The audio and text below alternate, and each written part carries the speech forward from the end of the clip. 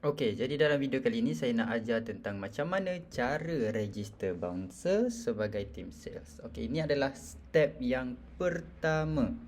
Okey, kepada team sales, saya akan invite anda melalui email yang diberikan. Okey, kita akan maksudnya company akan invite team sales menggunakan email, melalui email. Jadi dekat dalam email tu anda boleh cek email dan cari email invitation daripada bouncer. Dia akan keluar macam ni, bouncer you have been invited to join. Okey, ni email yang anda bagi. So ni contoh yang saya buat. Kemudian buka email ni, tekan pada button accept invitation. Okey, bila dah accept invitation, dia akan keluar paparan macam ni. Okey, anda just isi sahaja nama. Kemudian abaikan nombor telefon ni, nak isi pun boleh, tak isi pun tak apa, boleh abaikan.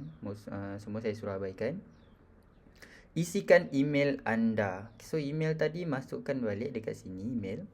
Kemudian isikan password. Yang ni kena ingatlah sebab ini akan digunakan untuk login ke dalam bouncer nanti. Dan isi lagi sekali email tu, samakan dan tekan button create account. So bila dah tekan button create account, dah isi semua benda ni. Nama tak apa, tak perlu nama penuh pun. Okay, tekan create account, dia akan keluar paparan seperti ini. Verify your email, verification code. Bila keluar paparan macam ni, dia akan auto hantar ke dalam email yang anda masukkan tadi, verification code. Jadi cek dalam email verification anda. So buka dekat email yang anda terima, masukkan kod ni ke dalam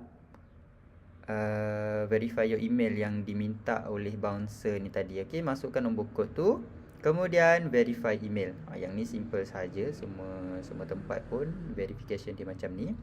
Okey, bila dah masukkan, tekan verify email, dia akan keluar paparan seperti ini, registration complete. Maka selesailah proses anda mendaftar. Okey, bila anda tekan klik to dashboard, akan keluar paparan seterusnya. So step yang kedua, selepas anda tekan button dashboard tadi, tengok video yang seterusnya macam mana kita nak go through paparan yang berada di dalam kita punya bouncer. Okey.